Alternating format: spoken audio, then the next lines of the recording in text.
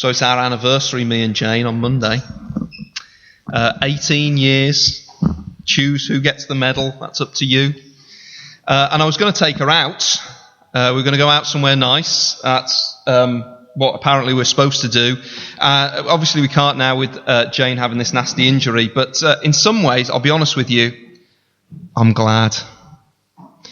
Last year's date was a disaster. I wonder, as I try and recount it for you, if you could, maybe you can do a little bit of marriage counselling where you're sitting, help me process what went wrong.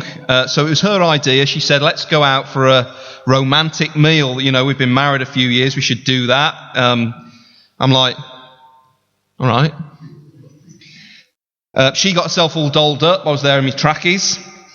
I was a little bit tied up and preoccupied on the evening. You know, there was a few people I'd got to speak to, and she was tapping her feet as we arrived. And I have to admit to being a little bit absent-minded.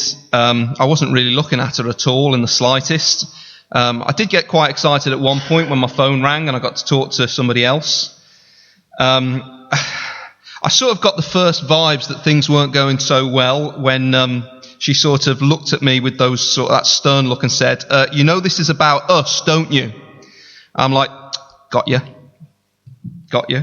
And she did try to talk, but to be honest with you, every time she talked, I just found myself being distracted by that younger, slimmer, better-looking woman who was sitting at the table next to us.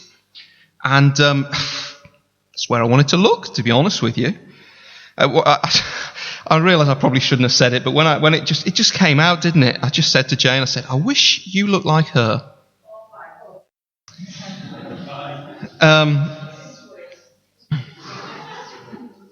You know, I like her look. And really, you should make a bit more effort. Okay. I mean, admittedly, she did stare in disbelief as I was winking at this particular young lady, but then I thought, right, I can rescue this situation. I said, Jane, I know that you are my wife, but I just need you to do a favour for me. Please, could you go over to that woman and ask her for her number? Because I think I'd like to get to know her a little bit. She said, but I'm your wife. I'm like, duh. I know this. I pay the bills, don't I? I mow the lawn. What is your problem? And she hasn't let me forget that evening. I don't know. Anything? I don't know. Can you give me any advice for when we do finally get round to having our next anniversary meal?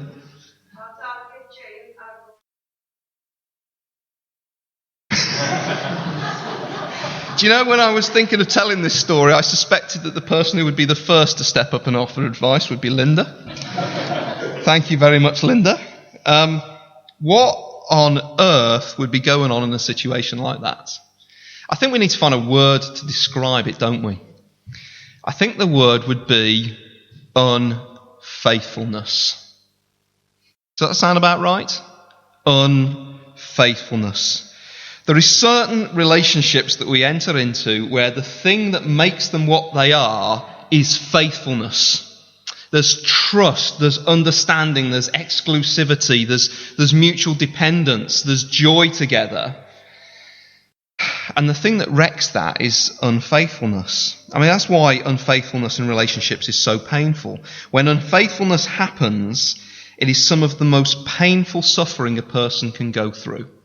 Now, I've been involved in enough marriages where there has been some form of unfaithfulness to know that. Can I tell you, it's not the sex that hurts. It's the betrayal.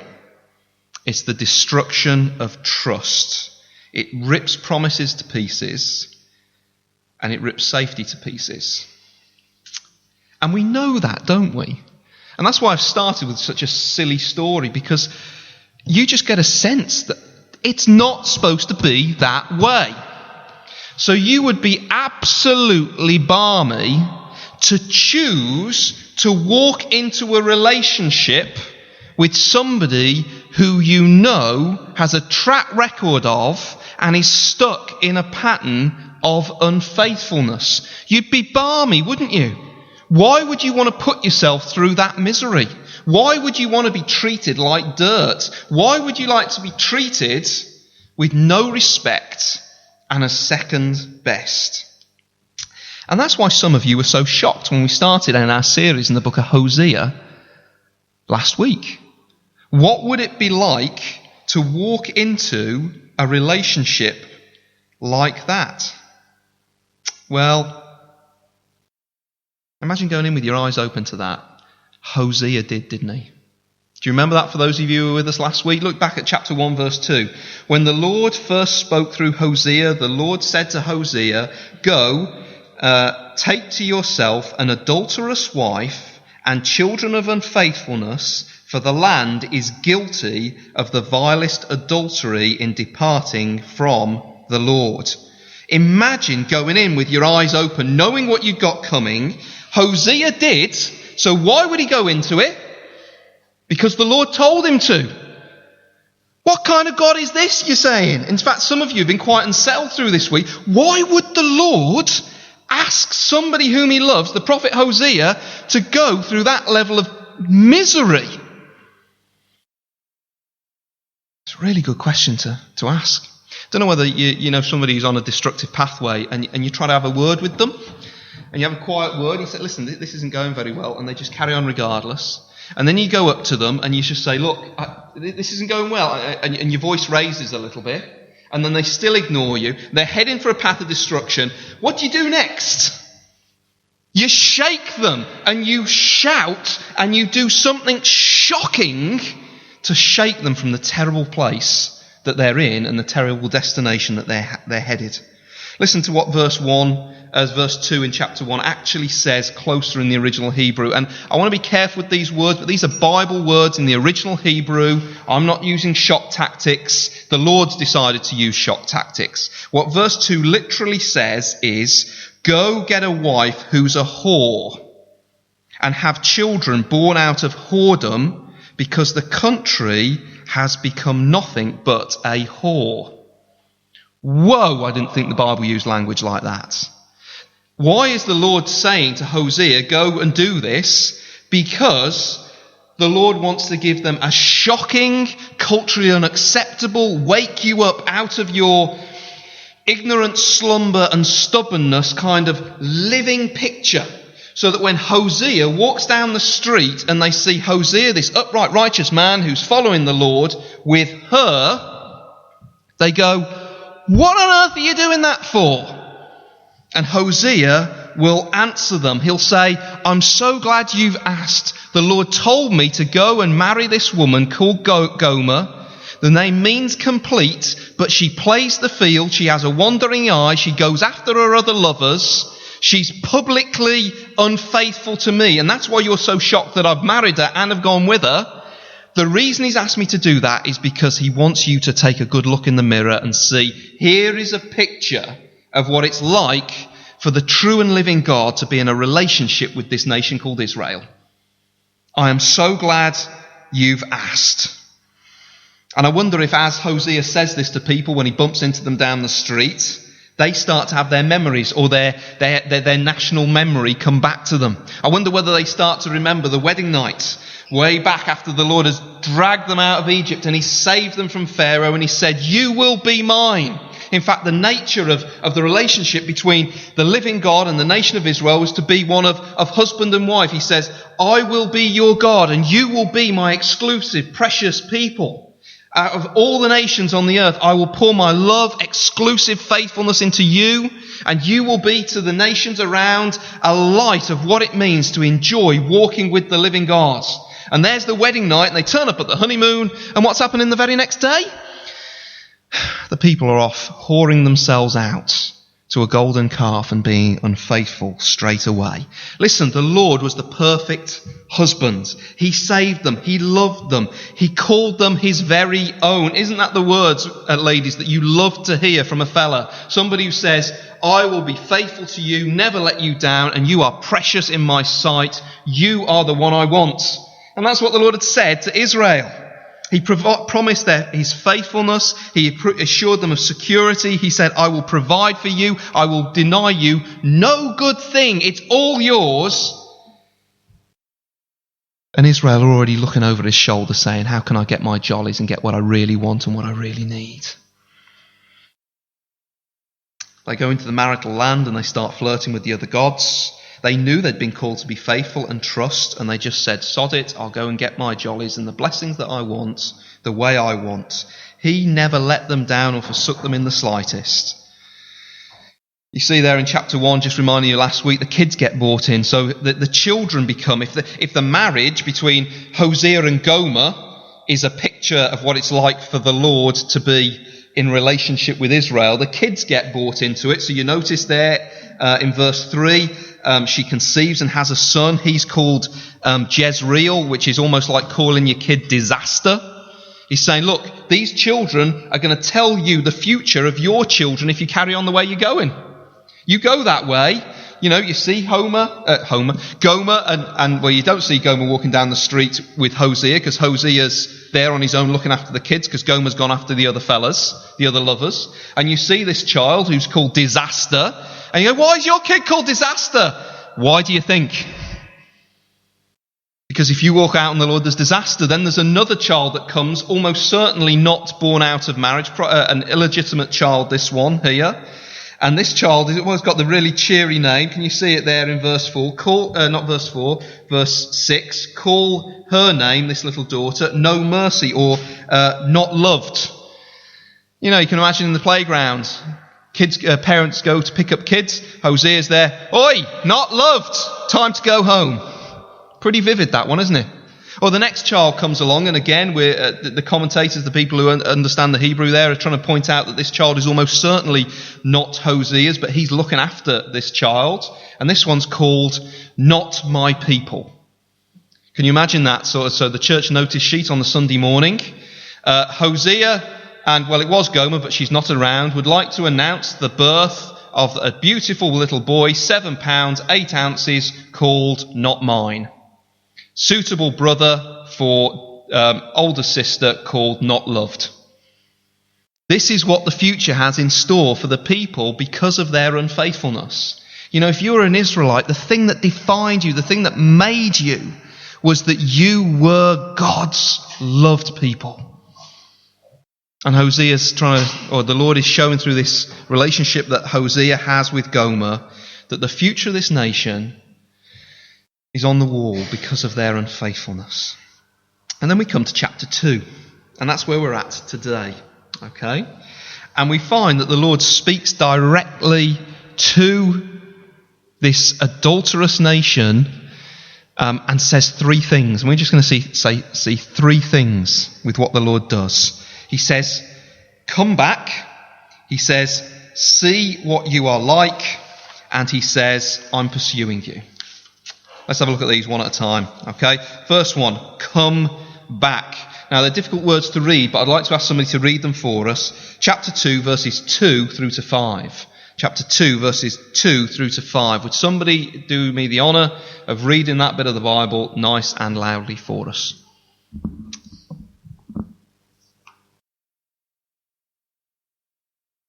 Rebuke your mother, rebuke her, for she is not my wife, and I am not her husband. Let her remove the adulterous look from her face, the unfaithfulness from between her breasts. Otherwise I will strip her naked and make her as bare as on the day she was born. Not I will make her like a desert, turn it into a parched land, and slay her with thirst. I will not show my love to her children. They are the children of adultery. Their mother has been unfaithful and has conceived them in disgrace. She said, I will go after my lovers. You give me my food and my water, my wool and my linen, my oil and my drink. Brilliant. Thank you for reading that. Come back. Now, I don't know what you would do if you were the victim of unfaithfulness. eBay is a great thing if you find yourself in that situation. One wife a few years ago, who was the victim of unfaithfulness, took her husband's brand new Ferrari, put it up on eBay, and sold it for £1. I mean, that's one of the things that if you're the victim of unfaithfulness, there is a massive sense of being wronged and a debt that almost can't be paid. It's massive. So often there is anger and there is, I'm going to get you back. So often maybe a wardrobe of an unfaithful wife is set on fire. Maybe somebody is run down. Maybe there are pictures put up on Facebook as revenge of one thing or another. This is where we see the beauty and the dignity of God. The nation of Israel, just like Gomer, hasn't changed. It's still playing the whore. It hasn't come to its senses and said, I'm going to live differently. It is still actively dishonouring the Lord in the face of the other nations. Yet he goes to them through the kids, I'll explain that in a second, and says, come back. You can see it there in verse 2. Let her remove the adulterous look from her eyes, which is literally, let her put away her whoring from her face, and her unfaithfulness from between her breasts, which is a picture, almost like a picture of the way that she would have tarted herself up to go out and present herself to her other lovers. Almost like an old-fashioned version of putting up on your Facebook status, sexually available. And the Lord is saying, no, come back. The kids here, in this picture, if the nation is the wife, the kids here are the individual citizens. So it's almost like the Lord is saying through Hosea, listen, speak to the individuals of the nations who are both complicit in this, but they're not the whole nation, the whole system of the nation. Get people to stand up and say, nation, mum, think about what you're doing. You're putting yourself about. The Lord says, come back to him. Put away that way you've been going. Come back. Put away. She hasn't changed, but the Lord is going after her anyway and saying, I want you back. We're living not as man and wife, verse 2, but I want you back, or else look what will happen to you. And I hope you pick up the sense of loss in the voice of the Lord as he speaks to the nation. Verse 3, otherwise I will strip her naked and make her as bare as on the day she was born. I will make her like a desert, turn her into a parched land and slay her with thirst. This is an image, for those of you who don't know your Bible images, of where she was, the nation of Israel, before the Lord came along.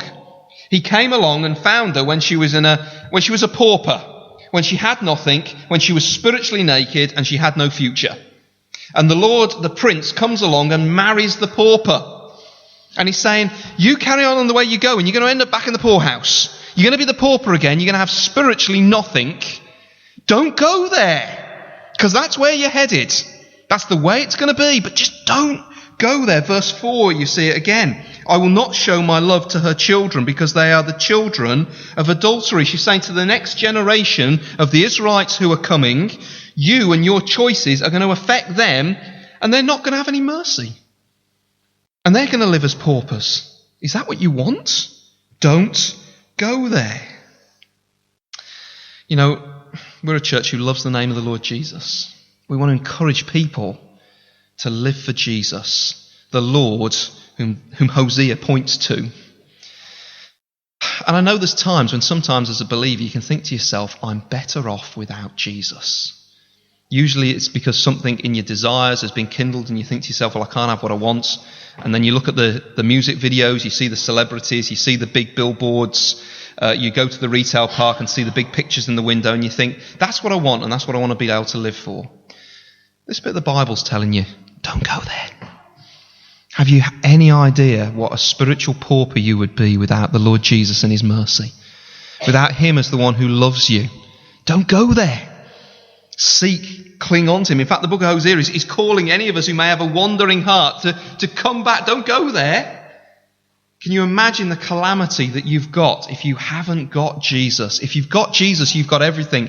If you pursue other things, you're trading down and going nowhere. Now, I wonder whether this whole thing is a bit of a shock to you, the strength of the feeling of what the Lord brings here. He is in outrage. He's moving towards them with grace and saying, come back, but make no mistake, he is the one who has been utterly wronged. I hear this all the time. It's very difficult for us to get out of our selfish mindset. I speak with people sometimes, Christians sometimes, who aren't Christians, and they'll say, I don't want anything to do with God, or I'm struggling to trust God because he hasn't given me what I want. Or he brought some sort of difficulty and suffering into my life, which I find very difficult to cope with. Why on earth should I think about following God, trusting God right now? Don't you know what he's put me through? And in none of that is there any sense of what we've put God through. How we have dishonoured him.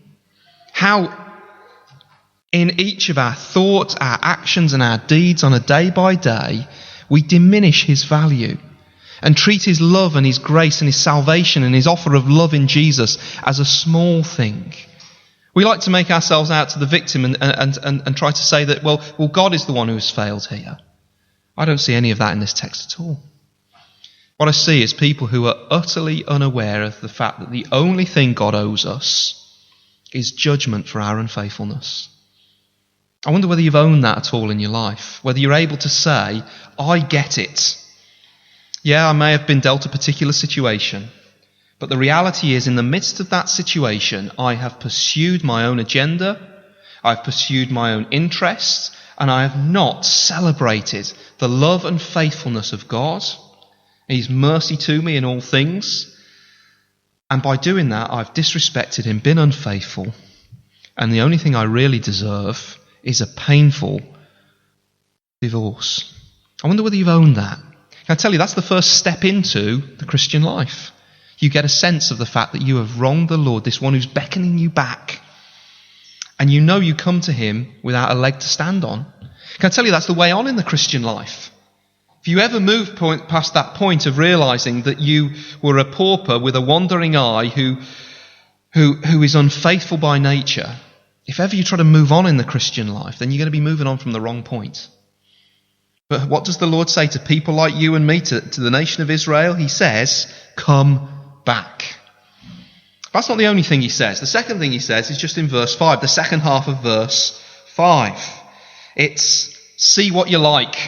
And this is going to be a little bit of what we're going to do is we're going to use Israel as the case study because that's important. What we're going to do is we're going to see what people are like by looking at the nation of Israel. We're going to try and find some eternal truths about how you and I tick, the things that the Lord wants us to see about ourselves by looking at Israel. Okay? So we look at Israel, which is reasonably safe, but then I'm going to apply it into you and me. And it will get a bit close to the bone. Okay? So see what you're like. Somebody read for us the second half of verse 5, please. The second half of verse 5. Amy, if you turn at page 632, it will really help you concentrate, okay? Good. Okay, you got that one. Good. Who's going to read for us verse 5, please? Second half of. I will go after my lovers. Give me my food and my water, all of my living, my oil. Okay, look down at verse 7 as well. She will chase after her lovers. She will look for them. And then what about verse 12? Where does it say in verse 12? Oh, yes. I will ruin her vines and her fig trees, which she said were her pay from her lovers. Do you get that? What we've got you tell me, how would you describe her? How would you describe this nation? What is she? What is she? What is she doing? What's she trying to achieve? Why is she doing what she's doing? What's she after? Say that again? Stuff for free. I like that. Good. Have we got a word for that? Do we have a word for either a guy or a girl who does that?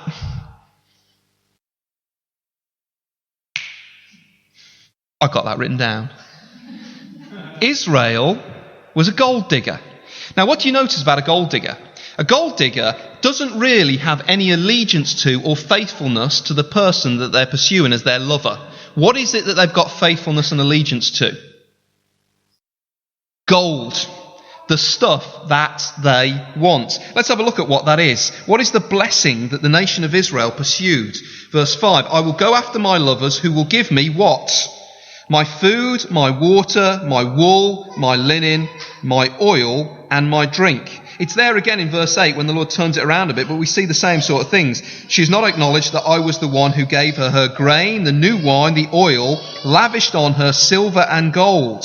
Or else in verse 12, the stuff that she was after and delighted in, I will ruin her vines and her fig trees. Those were the pictures of opulence. That was about having status. That was about being able to walk down the street with your head held high. I've got figs, don't you know?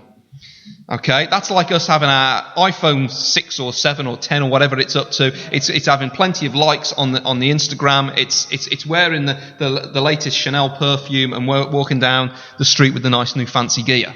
Figs, okay? Think figs, all right? What was she after? She pursued lovers because she wanted to be a gold digger. She wanted stuff. Do you get that? This is not somebody who was a victim. There are people in the world, and it's tragic. Our love, compassion should go out to them who find themselves in prostitution because they have no other way to get by. And that is a social evil, and we should condemn the society that puts people in that situation, and we should condemn the men who are in that situation. But that isn't the situation here. Because her name was Gomer, and Gomer means complete. Had absolutely everything. Do you get that? Yet she's saying, I want to secure it for myself. I want to get it for myself. I want to deny that I'm being given it. I want to get it for myself. And I want to be self-sufficient all on my own. And my strategy to get it is by going after my lovers. Now, Israel did this the second they moved into the land. Immediately they flirted with idolatry. They gave themselves to the idols around them, usually to do with fertility. And if you had fertility, it meant you had strength financially. It meant that you became an economic powerhouse. And in 750 BC, when this was written, that was what they were. They were an economic powerhouse. It was boom time. Everybody had their flat screen TV. It was going great. And they thought it had all come from them worshipping at the Baals, the gods of the pagan nations around them. God was good for salvation. Yeah, he brought us out of Egypt, but can he really be trusted to provide for my significance, my security, give me every blessing? I need the luxuries. I want them. I want the good crops. I want the food. I want the clothing. I want the security. I want the future. I want the significance. I want the meaning. And I want it where I want to go get it from. You see, you and me, we scheme, don't we? We think all the time, every day, about how we can have those things. And when they get taken away from us, or they get threatened, we come up with new ways. Very rarely do we quickly go, oh Lord, the thing that I've just sensed is vulnerable, I've got from you all the time. You are the one who has blessed me. You are the one who said, I'm of such significance that you would shed your own blood in the Lord Jesus for me and make me my own, make me your own. You're the one who said my future is rock solid. We don't go there. We come up with a plan. And that's what Israel did. They said, I'll sell myself to my lovers. I will give them my body and soul, the very best of me. They will give me blessings. They set up idols. They did ceremonies. They degraded themselves. Some of them even burned their kids to idols so they would get good things. And we need to see this in ourselves. Sin isn't just that I do bad things, but that I want things and I will do almost anything to get it. I'm a gold digger. And I will be unfaithful without batting my eyelid to the Lord. And I'll just excuse it and say, well, that's just what everybody does, isn't it? Isn't that the way we were made to be? And I'll do it with God in the room and him present. I wonder where you go for your wages. Let me give you some examples. Okay?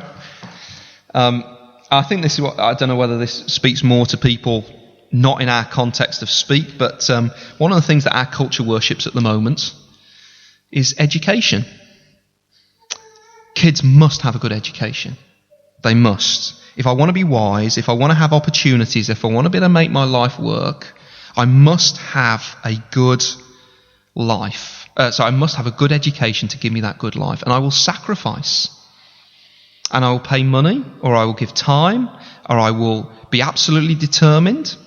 I will have that incredibly good education. I will worship there because it will pay me the gold of all those things that I want for my kids. When I forget that, opportunity, getting on with life, wisdom, are things that come from the Lord. He's already given me them. But I want to control it my way. I want to secure it. I don't want to trust him. I love education because of what it gives me, what it pays me. I love it more than I love the Lord. Now maybe that's not you. What about a relationship? Oh, this is so common, isn't it? I want to feel loved. I want somebody to say you're special in my sight. I don't want to be lonely. I want to have one who is present with me. And I know the bounds that the Lord has given me for relationships, and I know how it's supposed to work. But I mean, he wants me to be happy, doesn't he? Why wouldn't he give me the husband or the wife or the life partner that I'm after? Why can't I do it on my terms? So I'll go after one. And in that moment when I do, I'm showing that I'm using the idea of relationship to give me the gold. And really, I don't love the Lord. I just want him for the bits that I can get, forgiveness of sin and future heaven. But to live for his glory as if I've got him, the one who says you're special, the one who says I will never leave you nor forsake you, the one who says I am present, I'm the one who sticks closer than a brother, the one who's described as the lover of our soul. No, that's not enough. I'll go elsewhere. What about in addictions when it comes to a chemical or a drink or a drug? Usually it's something to do with I just want peace and rest. Don't you know what I've got going on? I need those things to deliver me into a place where I can just get a bit of peace of mind, just quieten the worries, not be so anxious, get a bit of sleep. The Lord Jesus was the one who said, "Come to me, all you who are weary and heavy laden, and I will give you rest." But no, this is the place, this is the lover I'll go to. I'll go to the night out, I will go to the bit of telly that will just quieten my worries down. I'll have the glass of wine last thing at night. I'll go out for the party. I will have the regular drink and tell myself it's not really a problem. Because what I'm doing there in that moment is I'm saying, that's my lover, and it will give me the wages of quietness, peace, rest, so I can cope. Because the Lord can't do it. And in that moment, we're unfaithful. What about image? What about image? I want to not be excluded. I want to feel part of the in crowd. I want to be approved of. I want to feel significant. I want those things. Which lover can provide that for? I know. Fashion, makeup, looking good, go in the gym. I can put some of my pictures up on social media that give me a tick and makes me feel like I have got a standing in society, so I feel slightly less insecure. I have a few people who, well, if they include me because of the way I dress, then I'm safer in the world and I'm part of that gang and it opens doors for me and it protects me from dangers. You see, image is the lover that provides the gold. Listen, I've just given you a few examples, but we're not so different from the Israelites, are we? Every day, I'm looking for something to give me what God has already given me, and I will sacrifice to it. I will sacrifice my integrity, my dignity, and most of all, I will make God look and appear cheap. Is he cheap? No. So I don't know what you think you can't get from God. What do you say I have to have in life to be happy? What in this situation do you see as you way through? That'll give you a bit of a clue as to what you need to go to the Lord for and just say, Lord, I am whoring myself out when you've given me what I'm after. Put it another way. If you had nothing in your life other than God, would you be joyful because you had him? Or would you be angry and wandering because you had nothing else? You see, the sad thing about Israel was they just didn't get how awesome and how abundant and how sufficient was the Lord God. And listen, if you struggle with that, I'm not surprised. We live in a culture that bombards us every day with constant messages about you need this, you need this, you need this, you need this, you need that, look like this, go this place, do this thing. If you have that, you'll be whole, you'll be put together, you'll be well adjusted, you'll have a future. All of those things are idolatrous if they're not the Lord. Any advert, any piece of advice, any well-meaning agony aunt, any movie narrative that tries to tell you how to live, if it's devoid of the Lord at the centre, then it is idolatrous and it will end in you being stripped naked and bare. It will take you for a ride. Bob Dylan, who said this, I just admire his honesty. He said, I am an errand boy of my wandering desires. We don't have to be. But the Lord says, see what you're like, so that you can know that there is no future in being a gold digger. Do you see yourself in the nation of Israel? Oh, I hope you do. I hope in some sense you just get, I don't want to be that. I don't want to go there. I don't want to be controlled by my desires. I want to bind myself to this one who is faithful and loves me. Which brings me to my final point, my last little bit that we need to look at. The third thing that I think the Lord is saying in these verses. If he said, number 1, come back. He says, number 2, see what you like. Number 3, he says, I'm pursuing you. And not in the way that you're expecting and hoping for, but make no doubt about it, I'm pursuing you. So I wonder whether somebody could read for us verses 8 through to 13. Verses 8 through to 13. She has not acknowledged that I was the one who gave her the grain, the new wine and oil, who lavished on her the silver and gold, which they used. Therefore, I will take away my corn when it ripens, new wine when it is ready. Take back my wool and my linen. Now I will expose her lewdness before the eyes of her lovers. No one will take her out of my hands. Stop all her celebrations, her yearly festivals, her new moons, her Sabbath days, all her appointed festivals. Ruin her vines and her fig trees. Instead were her pay from her lovers. Wild animals will devour them. I will punish her for the days she burned incense to the decked herself with rings and jewellery. So you see that there in verse 8. Can you see what's happening? She doesn't know who her God is. She doesn't know where all the good things she's been enjoying, the nation of Israel, have come from. So the Lord is going to find a way to bring her to her senses. And it's going to be quite an interesting, it's quite an obvious way to do it. I was trying to think of how to illustrate this. Have any of you seen the early 90s film called Indecent Proposal? It had Woody Harrelson in, it had Demi Moore in, and it had Robert Redford in. And some of you are like, I'm too young, who on earth are these people? Trust me, it was the big blockbuster of the year, okay? The whole theme of the film was that a millionaire, Robert Redford, who's a bit older, comes along, sees this wonderfully happy couple made up of Woody and Demi, and they've got no beans to rub together, and he makes an indecent proposal. He says, I will give you £1 million, Woody, if you will give me one night with your wife. And of course, the couple who are straining, trying to get by, they start to say, this is terrible. No, it's just us. We're supposed to be exclusive. And then they start to think of all the things that they could do. And then they start to say things like, oh, it's only one night. And then in the final, partway through the film, they go with the deal. And they get the £1 million.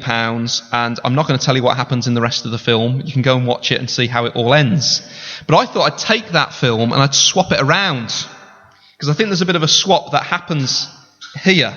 Imagine it is the other way round. Imagine it is that Demi is married to Robert with all his millions. And with all his millions, he lavishes glorious things upon her: safety, security, opulence, champagne, foreign holidays, the whole caboodle. But just after they get married, Woody, who is the guy with absolutely nothing, sidles on up to Demi at one point and says, listen, love, leave him, come with me, and I'll give you the good life. And Demi looks at him, even though he's shabby, and goes, yeah, I think I'll do that. I think I will come to bed with you. You'll give me the world, won't you? And so she falls for it. She goes, and that evening she goes back to the mansion. Robert Redford there gives her a champagne, gives her the caviar, puts the silk pyjamas on her, lays her head on the pillow, and she starts to think to herself, wow, that Woody's really looking after me. He's doing such a good job. I've got everything I could possibly want. Sooner or later, the millionaire Robert clicks on to what you're doing, and he says, listen, you're sleeping around, love. What's going on? So she comes clean and goes to Robert, listen, I just want to be with him. And Robert's like, why? What has he got to offer you? He said, he provides everything for me. He gives me my champagne and my caviar and my foreign holidays. I'm nothing without him. I've got to go and pursue him as a lover. And Robert Redford stands there and goes, seriously? What? No, he doesn't. I do. But the idiot's in denial. She cannot see where the good stuff comes. She's like, no, he gives me my food and my clothes and my safety, my significance, my security, my love, my mansions. What's Robert Redford going to do to get her to come to his senses? What's he going to do? That's one way of doing it, but that would get him arrested. What's the obvious thing to do? Turn the taps off to all the good stuff he gives her, that she might realise where it was really coming from. That is the promise of the Lord to this nation. All the covenant blessings that he has said are yours by being married to me, that they're now saying are coming from her whoring herself out to the other lovers. He's just going to say, okay, I need you to see this. I want you back. So what I'm going to do is I'm going to turn the tap off. And then maybe you'll come to your senses. Maybe you'll click on that all the good things you had were things that I gave you anyway. You know, sometimes the Lord does that in people's lives. He did it in the nation of Israel in 750 BC. It was boom time, and they'd said it was all because of the idols. And so he says here in these verses, I'm going to bring total collapse on everything. I'm going to show you how frail you are on your own. It doesn't bring me any pleasure to do it. I'm going to do this by, drying up your resources, removing your securities, and confounding your life with futility. And I'm going to do it because if I don't do this, and I'm ratcheting it up, then I have to bring total and complete disaster upon you. And of course, history records that the nation didn't turn, and they didn't come back to the Lord, and they didn't embrace him as their Lord and Saviour. And there were a few who were saved, but in 722 BC, the Assyrians came over the hill and wiped out the nation. The Lord tells them this ahead of time that they may come back. If they persist in their forgetting of him, it will be destruction. Listen, this is spoken to the people of God. Not to scare you, but to encourage you. Don't persist in chasing after other idols. Because the Lord will confound things in your life. He will try and shake you and waken you up. He will mean that things don't satisfy. He will get in your way. So that you are the only one that you turn. He is the only one that you turn to. He will not let life work if you're trying to be unfaithful. And I suppose if you want the summary of what they were doing, it's there in verse 13. The second half. And she went after her lovers, but me she forgot, declares the Lord. The Hebrew scholars tell me that word me is emphatic. It's like, she forgot me. This is personal. It's against the present living God who is in the room. He's in the room now. What do you need to say to him? What do you need to say to him? Well, before you say anything to him, you need to remember that he is the Lord. The Lord is his covenant name. Every time, he says there, but me she forgot, declares the Lord. It means he's the one who is the rescuing, saving God. He's the one who carries the judgment and punishment in the person of his Son, the Lord Jesus. He is the one who says, come back to me. He is the one who says, see what you like. He is the one who says, I'm pursuing you. But you need to come and put words on it. You need to come back. You need to put off that, and you need to remember me. You need to be prepared to stand up and say, Lord, I own this. You've gone into a marriage with me knowing what I'm like. And that's a testimony to your greatness, your grace, your love, and not to my lovability, because I'm not lovable. I'm high maintenance. I'm perpetually wandering. And yet in the middle of that, I've carried on. And I have to admit, it's me. It's not my circumstance. It's me. I wanted it. I pursued that, Lord. But Lord, praise you that you call me back. And you say, find my satisfaction in you.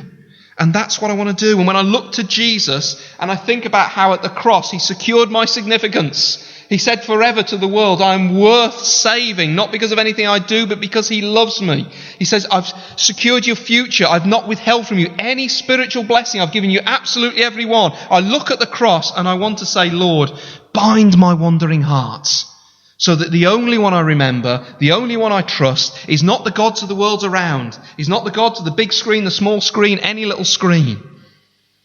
It's you, Lord. It's you. I am loved, I am secure, I am significant, I am safe, I am rich, because the Prince has called back his pauper and he loves me. I wonder whether that's something you can say today. I wonder whether it's something you can rejoice in. And I wonder as you wait till next week when we find how it is the Lord can actually redeem people such as these. I wonder whether you'll wait in hope. Let's stand and sing together.